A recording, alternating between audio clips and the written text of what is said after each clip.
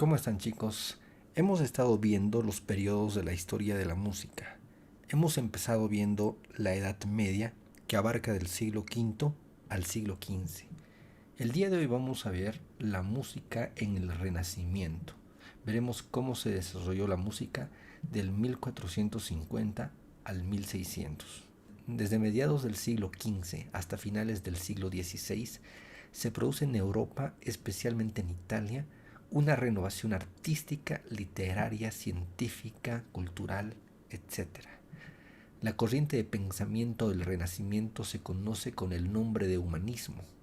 El hombre llega a constituirse el centro de todo, la medida de todas las cosas. Es decir, se va a pasar de una sociedad teocéntrica a una sociedad secular. ¿A qué nos referimos con estos términos de secular o de teocéntrico?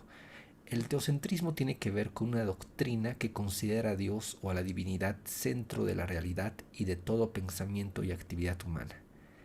En cambio, la secularización es el paso de algo o alguien de una esfera religiosa o teológica a una civil, o el paso de una estructura religiosa a una laica.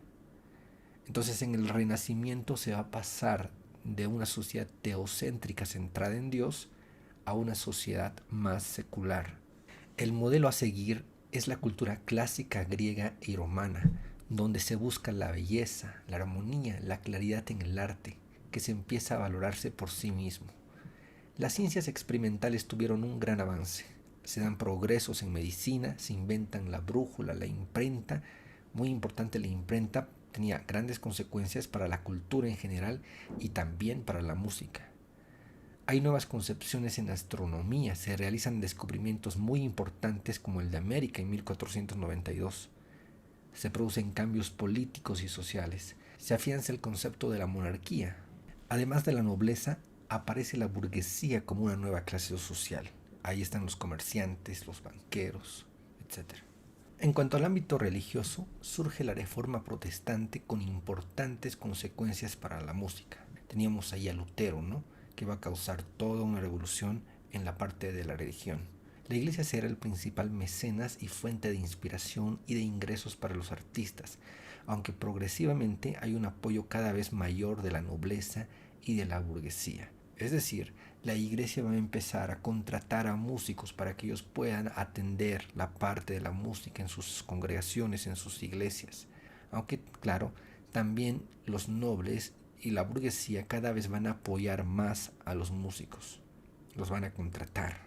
Ahora veamos algunas características de la música renacentista. Una de las características más importantes es el uso de la polifonía. Ya sea en música vocal, instrumental, religiosa o profana, la polifonía va a ser la textura de todas las obras renacentistas. En la polifonía vocal, el número de las voces será variable, pero el modelo a seguir, considerado como el más perfecto, será una polifonía a 4 voces o melodías. ¿Cuáles son las 4 voces? Pues la soprano, la contralto, el tenor y el bajo. ¿Qué es esto de la polifonía?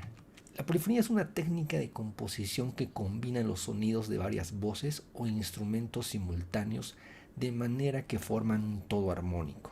Mira lo que dice acá. La técnica polifónica va desde la más simple, en la que las voces van al mismo ritmo, pronunciando las mismas palabras, hasta las más complejas, en las que las voces tienen distinto ritmo, cantan diferentes palabras al mismo tiempo y usan la imitación entrando una detrás de otra, imitando lo que hacía la anterior, como el ejemplo de polifonía que vamos a ver ahora.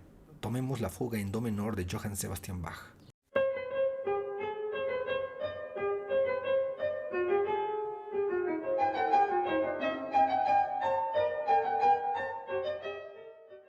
En esto que acabamos de escuchar, nosotros podemos ver una obra polifónica, ¿no? Primero empieza una voz, podríamos llamarla la voz de la contralto, y luego va a empezar a realizar otra voz, la soprano, acá fíjense, una melodía similar a la que ha hecho la contralto. Entonces primero ha cantado la contralto, luego empieza a hacer una melodía similar la soprano, y más adelante va a empezar una nueva voz. Escuchemos una vez más. Primera voz.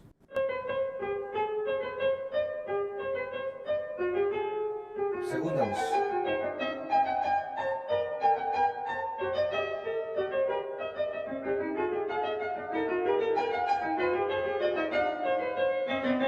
forasteros.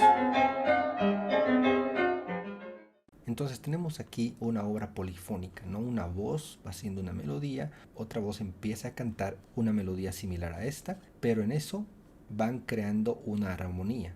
Entonces son distintas melodías que están sonando al mismo tiempo, pero que crean una armonía agradable, ¿ya? A eso nos referimos con la polifonía, distintas melodías que van dándose al mismo tiempo. Entonces, la polifonía afectó a los instrumentos, siendo los más importantes aquellos que son polifónicos: el órgano, el clave, el laúd, la vihuela, el arpa, etc. Además, los instrumentos melódicos empiezan a construirse por familia para abarcar un mismo timbre todas las voces. Así, la familia de las flautas, vienen a aparecer la flauta soprano, la flauta contralto, tenor, bajo, también la familia de la viola y el violín, etc.